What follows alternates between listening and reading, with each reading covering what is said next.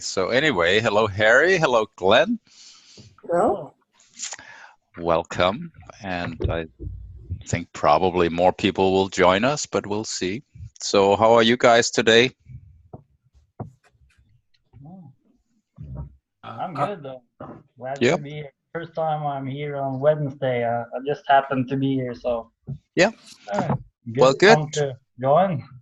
It's not, I don't know if it's all that different. It isn't necessarily, but it's nice to have you here on Wednesdays. Yeah. Have you been here before on holidays then, Glenn? No, I haven't been here on conversational experiments. I've been a member of the group, but usually on Wednesdays I'm doing something else. But not today. So suddenly I remembered it. So yeah. Well, glad you can join us. So Good to see you. so what's special here is there's usually a theme or a challenge or something to explore. And today it's please don't talk about that, which means, well, talk about some things we maybe normally wouldn't talk about, something that isn't politically correct or that's difficult to talk about. And logical. yeah. So That's a good theme. I like that. yeah. So and I don't know how, but my idea of it is that one can really talk about anything, but there's a certain maybe integrity in how one talks about it. So being open to talk about anything doesn't necessarily mean just blurting out everything you have inside. But at the same time, everything is welcome if we can find out what needs to be said about it. I just posted a link to an article I wrote in response to a conference I was there, and there are some things which obviously people don't want to talk about. And that's why I wrote that. Yeah, so so what are some of them? Hello, Doug. Hello. Hi. So, Harry's like, no. not him. Where's my garlic? Exterminate. Sorry, I didn't mean to be late or interrupt. That's okay. So what don't you want to talk about, Doug? Ooh. Ooh, That's why he great almost question. Best question ever. Ooh. Floor is yours, Doug. Well, we don't have to put you on the spot, but if you have something you don't want to talk about, that's a good starting point. This one.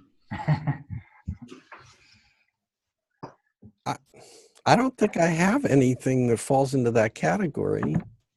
Is that a legitimate response? And what's wrong with me if it is? There isn't anything. I'm not carrying anything in that kind of space. See, I kind of look at it the same way. But as I said just before, there's maybe an issue of how do you talk about certain difficult things, like there are topics that are maybe difficult. I don't mind talking about them, but I might have a preference for certain ways of talking about them in a constructive manner. Harry has something. Yes, what I notice that I don't mind being in a spotlight, a hot seat, or talking about anything. But what is a boundary for me that it often happens that it's also about other people, and I don't feel the right to get them to talk about people. But everything I encounter has to do with other people. So that's a kind of a threshold boundary. What's the right proper name for that? Yeah. So like I just separated last December, and it's still an ongoing process, and I didn't talk too much about it, not because of myself, but it involves my wife, and these are very sensible, and she would hate people to know about it, I think. So then it becomes difficult. It's not a taboo in my value system, but it's difficult to discuss this. Well, I'm wondering if the same sort of way of looking at it can apply there. I don't mind talking about people that are not there, but I would want to somehow do it in integrity, where I'm just not just sort of nattering about them or complaining about them because they cannot defend themselves. But I don't necessarily have a problem trying to sort of get the essence of somebody else even while they're not there, which I might not do right. I mean, there might be issues with that, but I don't mind sort of trying to speak for somebody else or try to understand somebody who's not there. And I think it's actually useful sometimes. Yes, but Like, you might not want to talk about the sex life with your wife. Or well, if I knew she didn't mind, of then course, it's maybe, hard to discern. yeah, and I have a certain sense of what she would mind and what she wouldn't mind, so I could sort of take responsibility for doing that if I felt it was right. And again, I might be wrong about that, but I believe there's a place for trying to speak for something that maybe isn't there. And I notice some people will instantly say, "Well, I can't say anything about that person because they're not here." But really, there are some things you can't say when they are there. So in some ways, it's you might get more truth out by talking about them when they're not there. But it's difficult. Yes, You I know, think what comes up for me around this is, there's a workshop that I teach, and in that workshop, there's a huge amount of sharing and disclosure. The people in the room for the 2.5 days end up leaving knowing and being closer to the other people in that room often than they've ever been to anybody in their life, in terms of the level of sharing and disclosure and openness that ends up happening. And the rule, the sort of agreement that everybody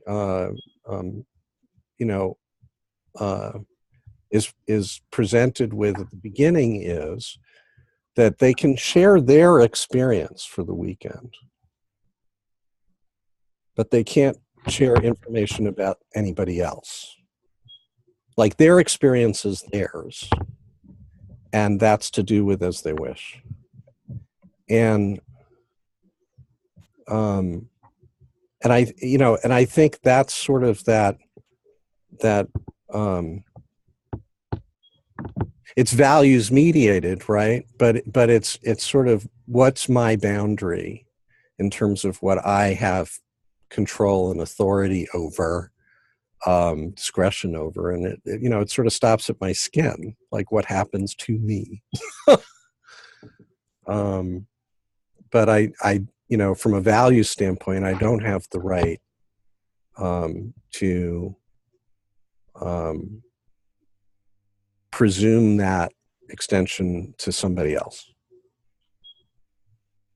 But in that vein, you would have the right to talk about your experience with somebody else who maybe isn't there. So like, if last week you had a hard time with somebody, you can talk about your experience. You can't necessarily talk about inside information you might have about why, or something they haven't shared, which is different. So there's a boundary there, which I agree with. But even in that, it's tricky, right? Because even in that, if I really am clear about the boundaries, right, I can talk about my experience of an exchange or an encounter with somebody else. Doesn't require me talking about them in order to do that. If I'm owning what came up for me, or what was provoked, or what made me reactive, or whatever, my talking about my experience is like, doesn't mean I have to really get into cases about them. But that's like, can be a really slippery slope in terms of I'm going to share my experience and get into a whole blame and judgment thing about them as responsible for my experience. No. Let's call it for what that is. So yeah, there's a lot of gaming about that, but I would come back to what I have posted, because for me, talking about these things publicly is really new. That I take a stand and say something which otherwise I wouldn't have talked about, just in private maybe, and that I begin to say what I think I need to say without fearing or even hoping that somebody says something. That is a completely new thing, and I see that as a step, you know, into more, yeah, grown up, let's say. Because I was always a little bit, oh, who am I to say these things? You know, these are so much more developed or whatever, you know. So I'm glad about this last, let's say, 6-7 years in which I have learned a little bit. So, and I'm talking about these people, but not, I don't think blaming them, only saying what I would, my idea is, which I didn't meet there. So it was also about a conference, no, which is considered integral, and then it was so masculine driven. There was hardly a feminine element. Only the very last day, at the very last point, it was a little bit more feminine. And no, that's not integral for me. So just to say, I don't know what I don't speak about now, what I would not speak about now. Nothing comes into my mind, but I'm glad that I can speak about things. Yeah. And I think speaking your own truth is becoming a meme. And an important one. And it's not speaking your own truth, yeah, every day something else, you know. It's a little bit more than this new age, I speak my truth. Which I don't know this one. I know only know my own truth. So there's the point also, if it's not something that's pretty, like how do you share, like Anchor, for example? And one key piece for me is I learned from Radical Honesty. It's a book, some of you might have read it. It's not terribly well written, but the whole idea is excellent. So one point on how to share anger, like if you're unreasonably angry at somebody else, it in some way needs to be shared, but at the same time you need to take responsibility for it. So there's a, sort of that piece to it that probably most of the time, if you're unreasonably angry at somebody else, it's going to end up not being all that reasonable. You're angry for some stupid reason a lot of the time. Not always. Sometimes you're rightfully offended and angry about something, but a lot of the time it's like you're angry that somebody's like too tall or something. Like you should just be shorter. And where really that's sort of what you feel. But I mean, if it comes out of your mouth, you'll realize that it's not reasonable. But I am angry that you're too tall, so I'm shorter. So then I feel like inferior, and that's really not. You should really be different. So there's a lot of things where like angry at somebody else who should be different, but they aren't. But we kind of need to voice it. You need sort of to get it out, and at the same time feel responsible for that's what I feel. It might or might not ultimately be logical, but I need to say it. At the same time, not blame the other person. So there's sort of a distinction there. I can own my own feeling that, hey, you should be taller, and I'm really angry at you because you aren't. It really totally sucks, and I wish that we never met or something. I mean, it's not reasonable, but it might be what I feel. So by being willing to go through that, we might end up in a place where we sort of clear the air, and you haven't burned any bridges by really totally. You can do it without totally blaming somebody else. There's a rather fine line maybe between owning your own anger and not just sort of permanently leaving it with somebody else. So I think it can include even like negative feelings, particularly if we can own them, and that's difficult.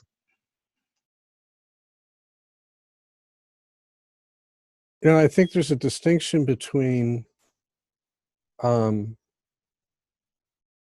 sharing your anger and expressing it. And I mean, generally, to me, being connected to that part of my mechanism and owning it,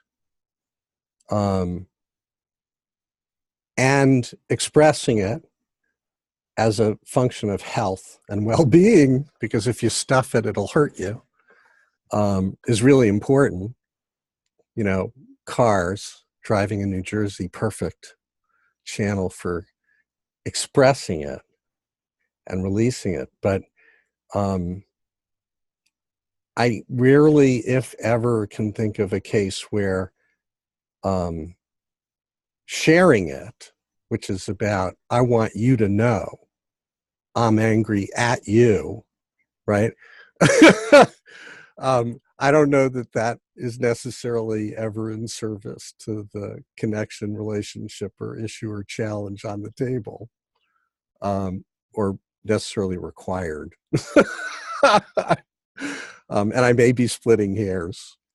But there's one thing I allied that you raised that has really been screaming for me these days, which is this emergence of the feminine and the power of it, but also how very non-masculine it is. and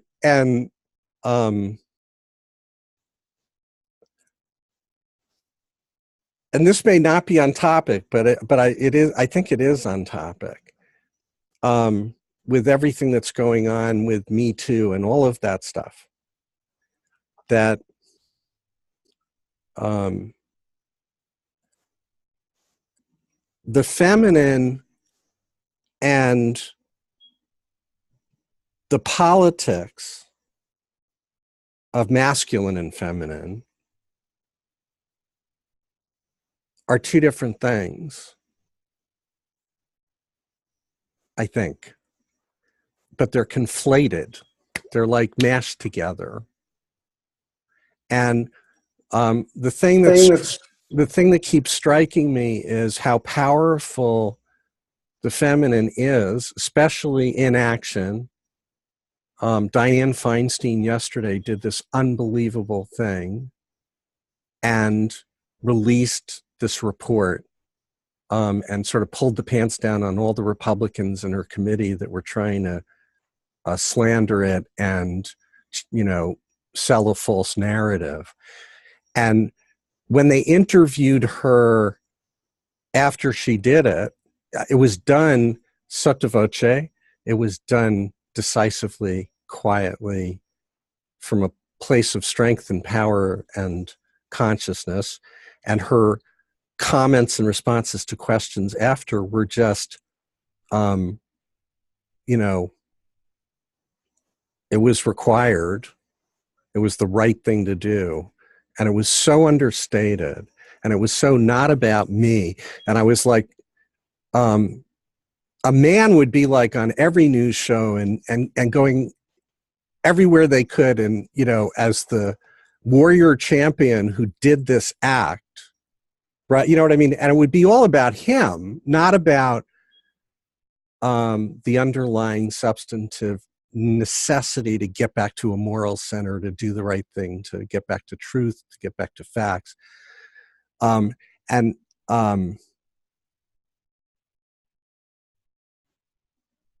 The challenge, you know, how do we unpack that from the politics and all the crap that's been thrown on top of the difference of the two qualities of the masculine and the feminine, and how I mean, what I believe, which is the imperative that the feminine take over, like as quickly as humanly possible. It could really heal the planet if we just made that shift. Like, clear. Oh, I'm not so sure. It can heal only the planet when it's a wash feminine, and if it's not a feminine which is unconscious of their own power and is abusing their own power, the old past power over men and the victimization and all this stuff. This is certainly not a feminine we want to have in guiding the world. Really not. That is better what we have. Yeah. So now just I think there's a certain difficulty just in many cases in being able to talk about stuff like differences between men and women without getting into a difficult topic. And I think there's a point of some things that need to be kept apart, like the political situation might be different from, well, biologically. Obviously, there are differences between men and women. Last I looked, quite a few, but it's difficult to talk about. Well, women usually women are more nurturing, men are more sort of focused, and they're more, I want to go out on some quest or something. Women are more sort of holistic and nurturing about what's around them, and I believe that's generally archetypically sort of how it is. There's a lot of differences, but it's hard to, it's sort of a minefield to even be able to say that without getting into some kind of fight. Same thing with, or worse, with anything with race. Like, are the differences between people in Africa and in Europe and in Asia? Well, there are, but it's very hard to say anything about that without suddenly being a racist or something.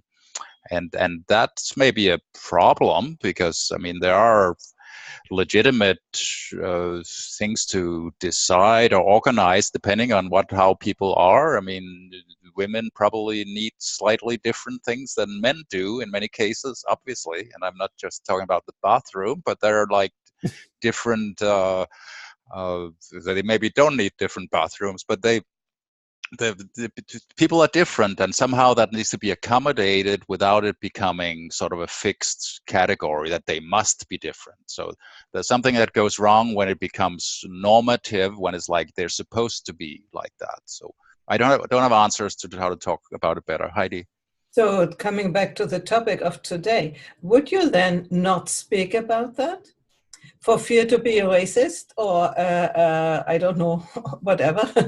Well, that's why I raised it, because I think there's a lot to talk about there, to explore, to share, and to get to a higher awareness, consciousness of the differences, on an experiential level, on a human being and heart-centered level, that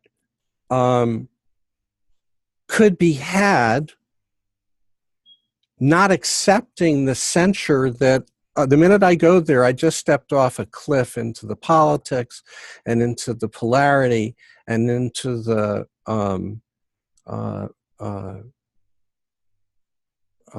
adverse cultural framing that has been imposed on us. Like, either politically correct, you can't go there, or folks that do go there tend to be coming from a agenda-centered, judgment-centered, politically incorrect place. So it's sort of like damned if you do, damned if you don't. Shut up. Don't go there. Just don't. Let's not talk about it. And I think that is not helpful to the transformation and transition that we want. Like, we have to go to these places and separate the wheat from the chaff, and figure out how to raise the level of mutual clarity, understanding, appreciation, and awareness of the differences. And it's just much easier to not say anything. Like, I'm not going to go there. I don't want to risk going there. On an assumption that it's a lose-lose to even open the door. Complete. Well, let's say we wanted to work on solving a particular problem. Rowan Bluffen, what's that? This is a book I bought recently because it's written by two women in the business world. And it's about the difference in in the business context, but it's more general than that. How women approach things and how men do, and all of the misunderstandings that occur from that. Which, in my assumption, that the traditional business game is a man's game. It's all about competition and winning, etc., and purpose and all that. And so women have a different focus, I would guess. Psychologists say that men prefer things and women prefer relationships. So there's a whole book on it, and it was very helpful for me. I wish I had read it before my marriage crashed, but that's another topic. So now say we wanted to work on solving a particular problem, like women on the average tend to be paid less than men if you do the statistics of it. I don't think that's good. Like, I would in principle want women to be paid the same thing, of course. I mean, it's hard for anybody to say anything different, but that's sort of the reality. So so in trying to work on that, we would have to maybe sort of bring up some of the reasons for it. The reasons are not just that women are being discriminated against because they're inferior people. They aren't, but some people might think that, but I don't think that's the reason. I mean, there might be all sorts of other reasons involved, and some of them might be that maybe women have on the average more sick days because they tend to maybe take care of kids and so forth, and that's where we get into people start shaking their heads and So the question is how to sort of constructively talk about that and bring up some of the things involved without getting into that is like sexism or something. Or you think women are inferior. I'd love to hear Heidi about this. Yeah, I would like to. Yeah, I want to say that women don't want to fight for money. They want to be recognized for what they do automatically, naturally, and they have a problem. I see it with myself, with others, to ask more, because we expect that we, for the good work, will be recognized. While men say, well, let's get what we get. So that's my experience, and I have seen and heard it from many others. So it's. I agree. Yeah. That's what I think. It's not about anything else. It's about. Could I comment? Yes, I have the same experience. And what surprises me that you think that expecting to be rewarded automatically, and you call this naturally, is where I start to frown. You know, we as women have for thousands of years, we have worked in the family, and we still hope we get a recognition for that. And that then has to transport it into the workplace. We are just not there to say, for instance, I see it in the normal relationship with Mark. You know, when he does something, he comes and tells me what he has done, and I shall say, wonderful. And he doesn't even notice what I do. You know? And this was thousands of years like that women did behind the scenes and men didn't even notice. Still, we hope that we get the recognition for it. And then we ended up in this strange feminism, and the strange part of feminism, where we even ourselves devalued what we did. You know, it's also crazy. And it's politically not correct to say that as a woman, but I have really understood how far we have created ourselves the situation in which we are by relying too much, by expecting without saying, but, you know, and also by these games. I mean, the Me Too thing, for me, it's really a little bit so and so, because we have a choice up to a certain point, and nobody talks about the responsibility of women to, you know, to use the feminine power, the sort of feminine power, to get what they want. I mean, every woman knows that we sometimes have used that, you know, and it is okay, but I want it to be named. And not only all the poor women and all the horrible men. Yeah, there are, some are horrible, you know, really. But still, yeah, you're not. But still, I mean, if I want to be an actor, I know that. So I'm a singer. I didn't go there, you know, and that's nobody knew me. So we have a choice, and in the public discussion, it is not named. And it's politically not correct that I say that, but I say it anyway. So, You know, part of the question is unpacking it, right? So the nature nurture idea, which is how much of women's restraint of voice is a cultural sort of program and imprint, because there's a legacy of a whole bunch of history where women, you know, are clawing back from being chattel property.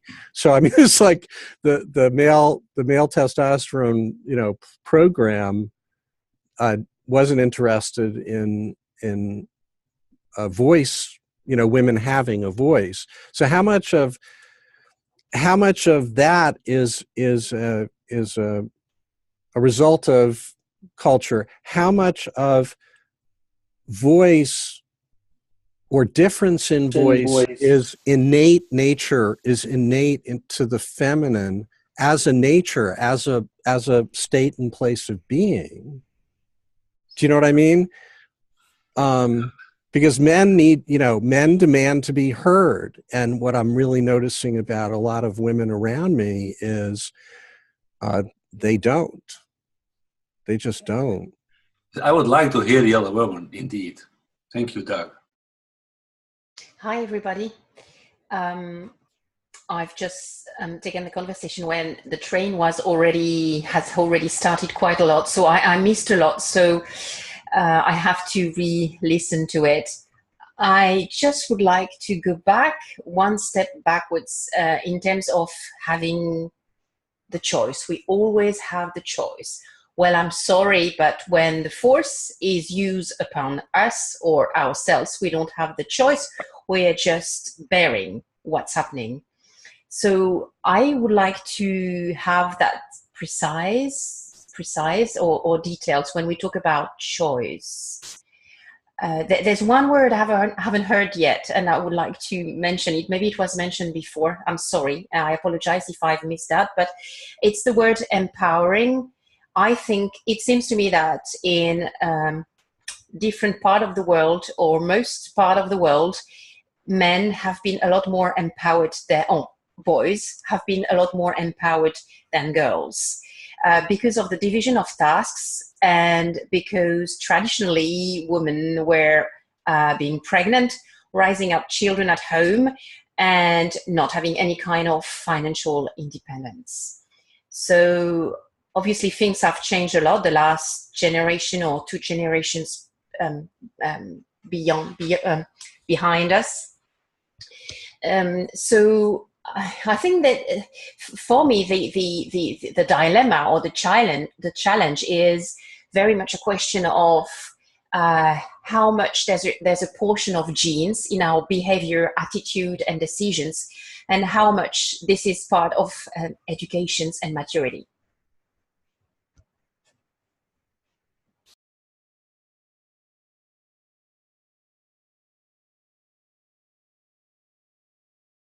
I have so much to say. I don't want to take up all the time, but I'll give a nod to Heidi, pointing out that women are complicit in their way as well. And I want to. I'm always struck by an idea in my mind that even if women were very empowered, or let's say basically equal or not so much in danger, if men in the world somehow got it into their head to put women right back down where they had them, that would happen, because men are a little bit bigger, a little bit, say, biologically more ruthless or capable of it. Not all of them, but statistically, possibly something along those lines. And that we'll always have that vulnerability, plus the fact, of course, that we have the babies, which makes us very vulnerable. But when I saw, what was it, the Emmys, Grammys? I mean, I watched it, but I'm not into that. But I did watch it the other night. And I was so struck by the lack of militancy and the beauty of the emerging yin yang of woman and man. And I just saw such a power in that balance, in not saying woman is this, man is that, but maybe everybody's what they are. And if we all come together and use the best of all of what we have, it can only bound to be better than it was. And I was pretty inspired by seeing that beautiful expression of man and woman operating as a whole, really. I thought that I saw that a lot. And that's, I think, the way that it should be. Yes, it's cultural and all those things. I don't know. I just think that we should not characterize people as men are this, women are that. This is my culture. Don't you touch it. This is, there should be no sacred cows in this. We should really be able to say anything we want to say, to bring up and talk about. And everyone should dispassionately, meaning without losing their mind, then address the counterpoint, And I think this is the way to the future, or to something better. And I have a lot more to say on so many other subtopics in this, but I'll just leave it at that for now so everyone else can have a chance. I want to say something to what you said, that we are always normally not as strong as men. I was 50 when I began to do Aikido. I couldn't continue it, but I think every woman, every girl should begin to do something like judo, like to have the safety, the security that they cannot be overtaken by the crude power of men, because that would change our upbringing completely if we don't have to fear masculine presence. And then also the culture can shift, because we come out of this fear, oh, these bad men. And then we can be a little bit more empowered, let's say, And there is, in the 80s or 90s, I read an interesting book, A Cinderella Complex. It was a study about women who had already been very, let's say, empowered, autonomous, and good positions in the workplace. And then they had their own money, not naturally. And then they began to have relationships. They married, had children, and were easily going back into the other position, like naturally. You can talk about it. It may be only culture, which is still an overlap from past times, but I'm not so sure. I don't know if we have this desire to be more in a contained space instead of going out of in the world, and that might be a biological thing. But today, to talk about biological biases, politically incorrect. There's no biological difference between men and women, if you don't know that. Okay. I was once in a fight with my now ex, and it was about work and making money or making a living or contributing. I don't know. I forgot the context exactly, but I was kind of angry, and I said, "Okay, then what did you accomplish?" And then she said, "I had 3 children," and then that battle, so to speak, she won. Well, raising children is difficult. Well, it's the most important work there is on the planet. True, but you can't just hang on that all the time. Well, it's a starting point. Right. But the one thing I'll say about the self-defense aspect that we're talking about here is, I've seen men in a fight, and there is a might and a power there that is startling. I don't care if you're a black belt woman. There, if it came down to something like that, a man is a very strong biological entity. Yes. So there is a disadvantage there, again, statistically. Sure, there's yes, stats, but not all of them, and not most of them. Yes. Could I say something to that? This is about the vulnerability of women, and I agree that. And about us men, yes, we can be very aggressive, powerful, and deadly. We can, and sometimes we want to be. That's true. So that's not. But that, to put this aside as a given, and just the problem of women, I think, is totally not correct. What I think, well, we're talking about different men and women here, and I know I'm learning this. Women and men have totally different ways of approaching stuff because of who they are. And okay, maybe I'm simplifying, but okay, that's a given. And I was young when feminism was extremely important, and I want people to be equally, no matter what their sex, race, or color is, to be equals. And that's difficult because we are also different. And how do you? Yeah, okay.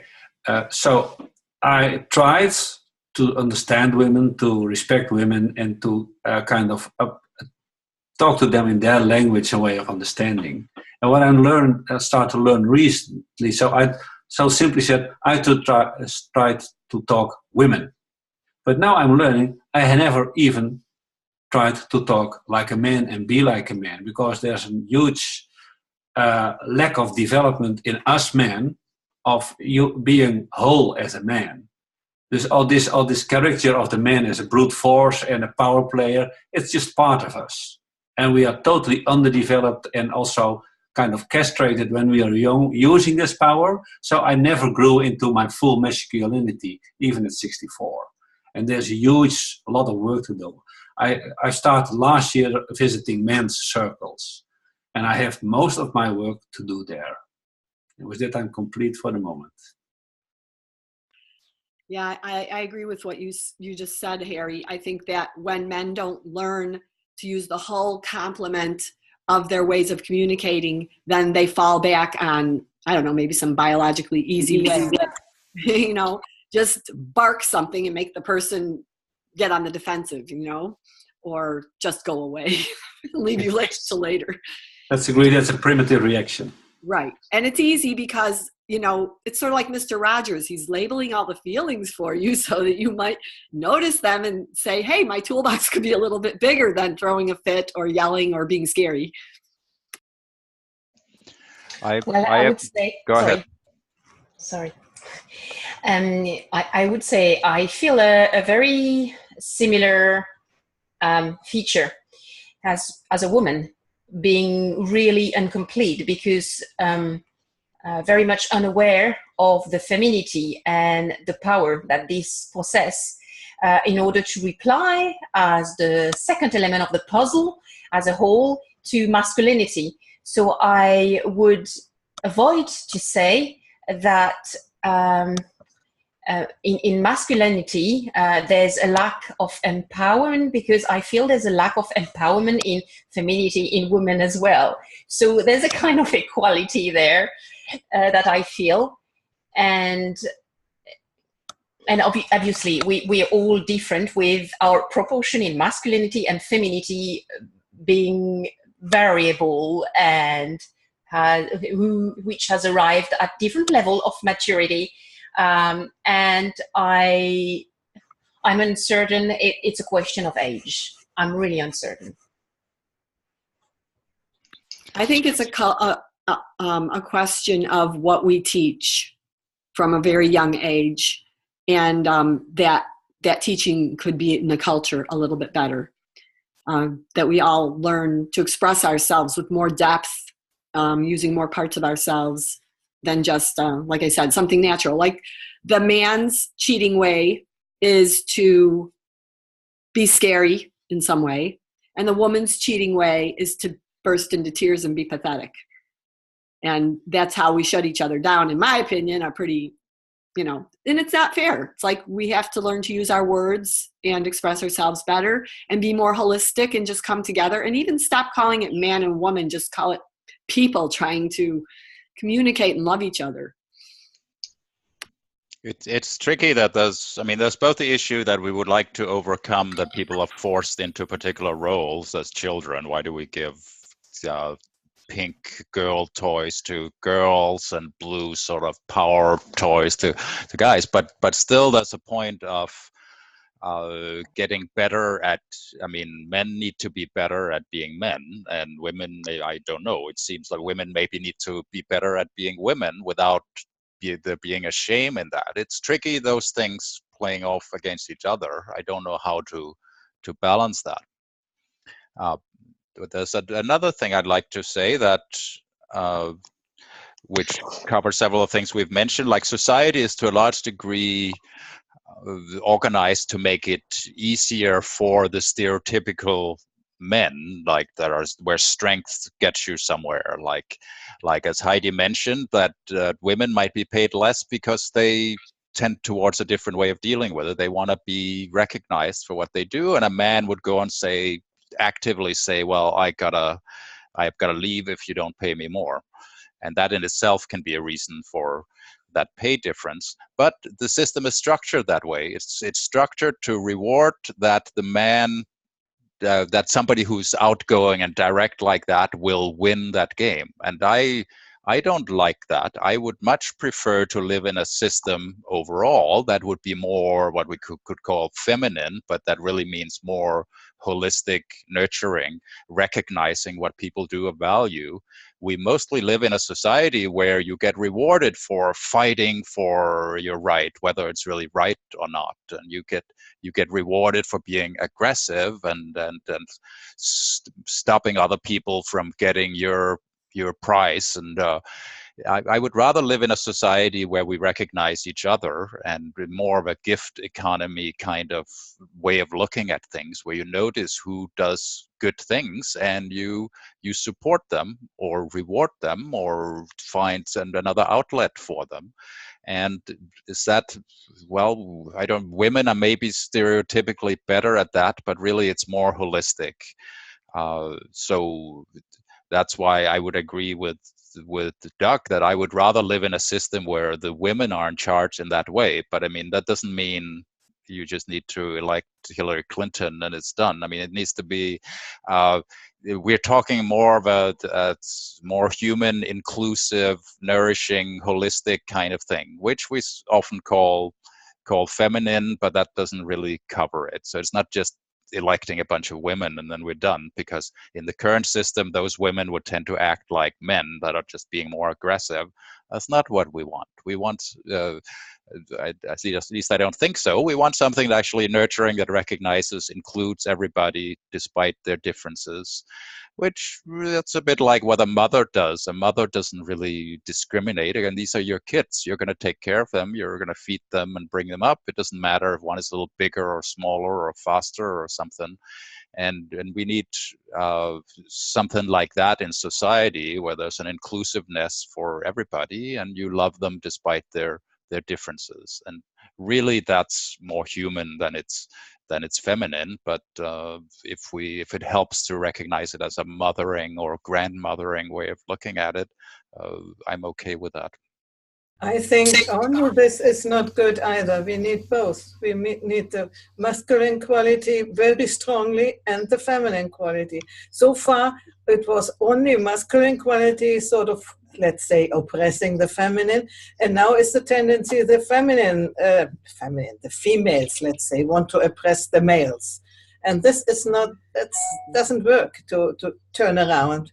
It needs to be both present in the moment when it needs to be present. The nurturing needs to be present in certain moments, and in other moments, women have to become more, let's say, aggressive, more coming out and doing things. So, and the other way around, men need to leave every now and then this fighting for and go more into embracing. So I think it can only be done together and recognizing. And for me, it's a question of personal growth. It's also for bringing then new generations up, that this would be in school taught. For me, what needs to be taught is listening, is seeing, perceiving, all these qualities of life. And then the knowledge, yeah, a little bit, but not like it is today.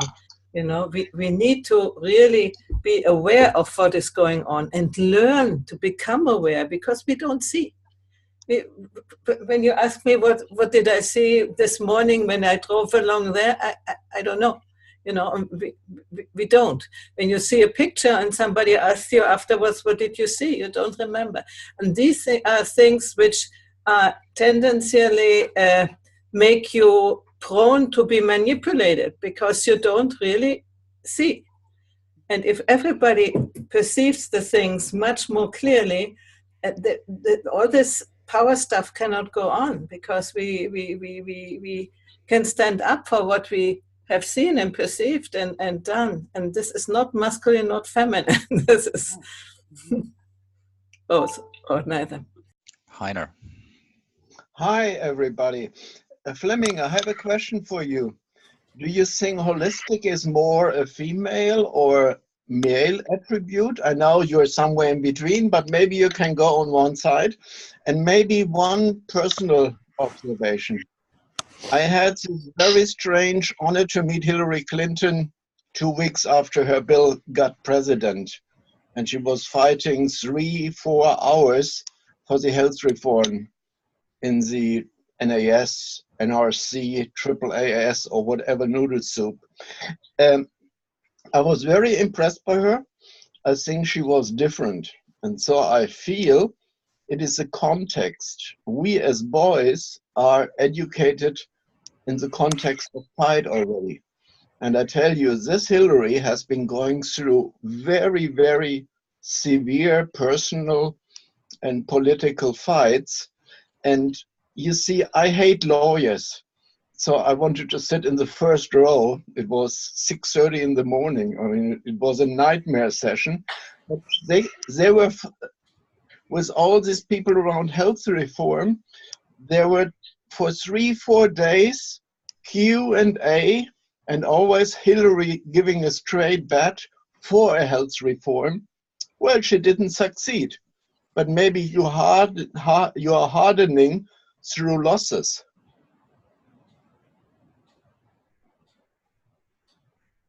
I think that if we teach the things that Heidi was talking about in school, and then what Heiner was saying, maybe the reason she has losses is because there are not an equal amount of women and men in the room. And even men's behavior changes in the presence of women and vice versa. And that would be a step in the right direction, just to have us all in the room together at equal representation, and then maybe smarter heads would prevail. But I think we also have the problem of how do we incentivize the people at the top to be the good people instead of the ones who are willing to step on everyone else's head to get there. And then that results in a certain kind of group that is there that is ruthless at heart, let's say, and then they are not making decisions that are good for everybody. So how do we incentivize, power at the top when, biologically speaking, the most powerful in nature, the most powerful antelope gets to mate with all the females and make these powerful babies, that we have that in our biology too. So we have to deal with that aspect, whatever sliver percentage of people would be all about might is right, the survival of the fittest, and the fittest is the one that claws their way to the top and is the strongest and the mightiest. So we have a lot of, it's complex. For me, it is really always been like this, so that cannot be done in a short while just to turn everything around. It has to be really slowly growing. And what we need to do, the more, let's say, evolved people, is trying to help this process going, It is useless to ask equity and that in the same amount of women is somewhere in the same amount of men. It's just not, because as we said before, women maybe are not so interested in doing politics. I don't, for sure. So I'm not an example for all the women. But as far as as you talked of Hillary, when you wanted to come in the top positions, you had to adopt masculine principles and you had to play the masculine game. And until we don't see a possibility or create ourselves a possibility to explore something different, it's useless to ask the man to be different. maybe part of incentivizing the good people at the top would be to teach the long view more so in school when you're growing up.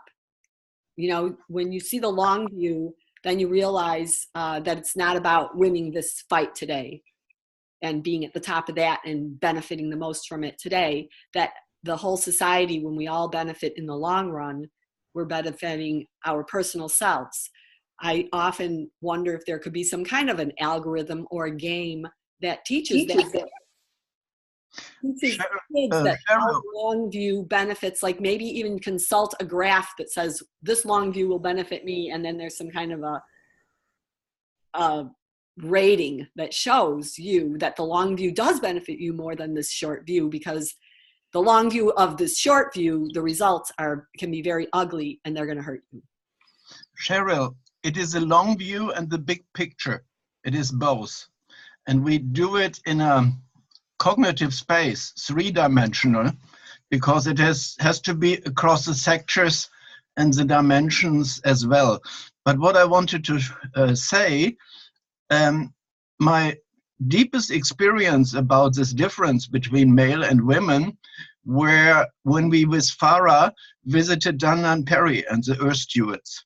He has been doing peace dialogues, I mean, in the hottest shit, and his way was to assemble the women and the boys, and then have boys visiting like ambassadors, the women's cycle and the other way around, and then report on how they treat the same matter and what their dialogue culture is.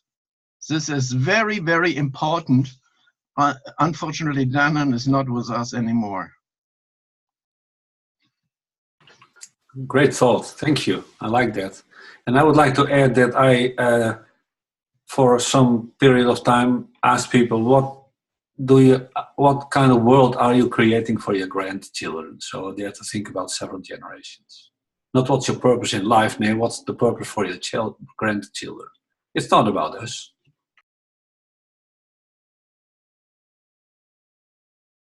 If I may say, Harry, I would say that for a fairly small proportion of us on Earth, but a very powerful proportion of us on Earth, is transmitting a lot of fortunes, which is the goal for sharing a good life.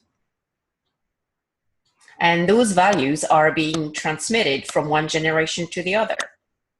So it's a kind of repetition of values, ideals, beliefs, and nothing changed. I agree with the fact that this happens very slowly over the generations, painfully slowly. But again, I refer to the Grammys or whatever, Emmys, whatever that show was the other night. It's 11 o'clock. And I was startled at how fast it came together. Like really, it just kind of congealed into something where I saw the men and the women coming together.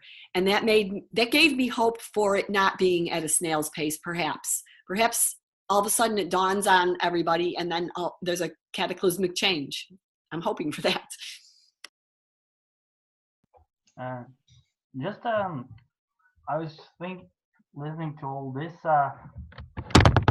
reminded me of about a month ago or something, we scheduled this talk about the Me Too phenomenon, because Sam Hahn said that he didn't quite know how to deal with that. And we had a conversation about it, but we sort of circled pretty far around it. And I remember not really knowing how to approach it. And then I've been thinking about it later. So for me, it was good to just listen in and consider it, but then a little later I've been thinking about it, and that seems like an example of something which is very difficult to talk about, because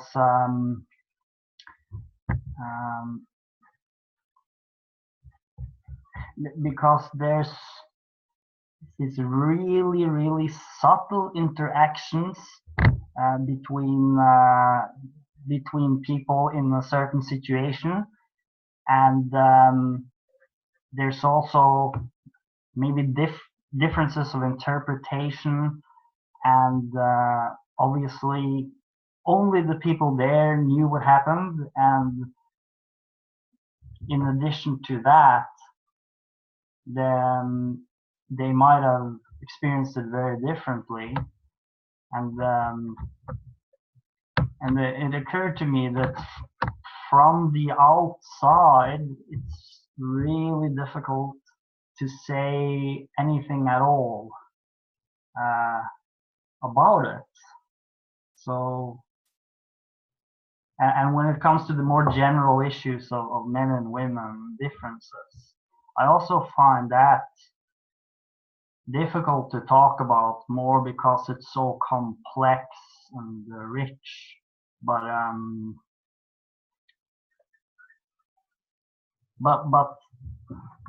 concerning this this Me Too thing, it went through my mind: is it possible to say something which is my truth, so to say, and what I get out of this is that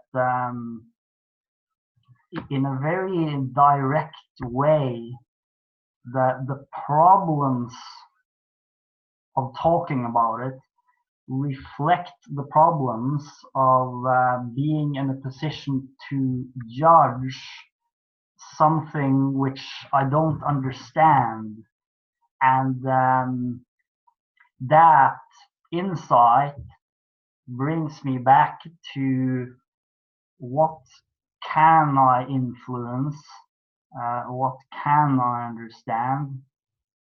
So it brings back this this insight that the only thing I can really control is my own behavior, and that these small nuances of communication can have very big consequences, which I don't see. So there's a lot at stake, but it really, there's something about this this difficulty from the outside to know what to make of it, which it says something very interesting about personal responsibility, in a way, that it's that I'm only responsible for myself and this moment and what I can influence. And when it comes to what happened between those two people, it's challenging to actually truly be able to say that I don't know what happened, and that I'm not in a position to conclude anything.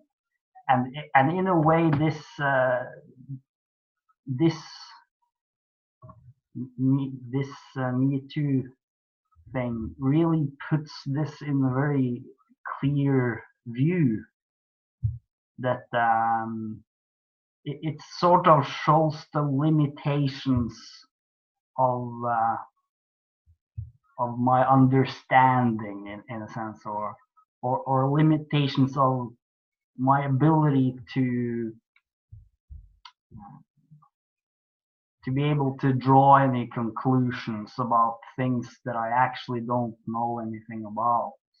because it's so subtle and it all depends on that unique situation. So yeah, that was one of the things that came to me after that conversation, because when we had that conversation, I didn't really know what to say, but we sort of went around it, and that was okay too, because we had a very good talk. We talked about the sort of larger context of it, yeah, but it really challenges something.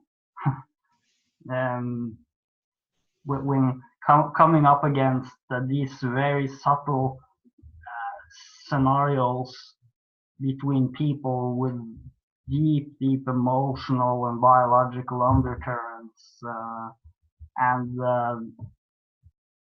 without actually being directly in it, it's totally impossible to know what to make of it.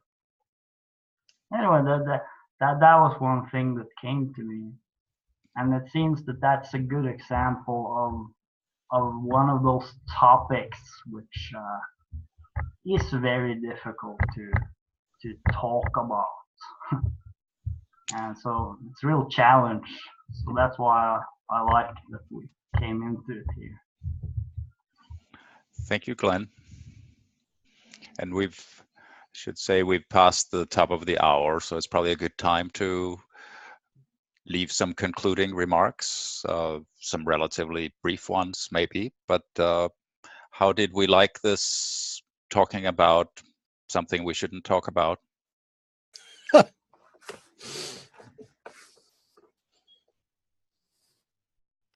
I thought it was good to get into just one specific conversation as an example, but I also would love to talk about just the idea of why we can't seem to talk about things in general when people shut us down. I mean, I'm so used to this. I'm so spoiled by all of you kind of people on the internet, just not this group, but there's other internet groups, because when you look in the wide world, you find them. But when you're in your small puddle, they'll shut you down left and right when you're so accustomed to talking like this. So I would love to explore the aspect of it in a general way. Yes, please. You know, I was in the conversation Glenn was referencing, and the interesting thing about it was after 90 minutes, the two women in the conversation both expressed the fact that they felt we had not discussed Me Too at all. That we had completely avoided the subject of the conversation, which is what sort of catalyzed my raising it here. Because I want to understand that through the other end of the telescope. And for me, this conversation is a first real step in sort of surfacing and making explicit and express and giving voice and light to the subject. And I think Me Too is about that all of these women realized I'm not alone. Like that's the biggest significant power of that. So thank you for going down the path that I've been carrying around. It's a biggie. I appreciate it too, and I really would like to talk more about that, because I, in a certain sense, can say Me Too, you know, and there is so much more around it, and to share the experience, how to live in a male body and to live in a female body. I think we never really talk about it, you know, and I think we should do that. We can do it also here. There is an experience, and as I said, I'm for the radical truth. and not going into stereotypes and saying, oh, the bad man or the seductive women or something like this, but see what did you do or not do to create the situation, you know? And that would be a good conversation. I would like to do that. Me too.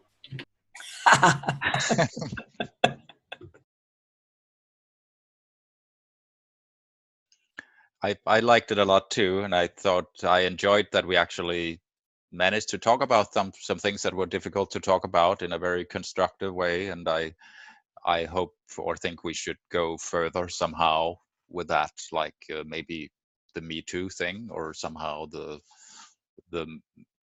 difference between men and women or something. But we'll do something along those lines, I think. I very much enjoyed the balancing. It was very balanced, and I liked it. It was very honest as well. So I loved it. Thank you so much. All right. Any other closing remarks? Then I'll thank you all for having come here to have difficult discussions about things we don't normally talk about, being willing to stick it out and make it generative, productive, and enjoyable. So thank you very much, and hope to see you all next time.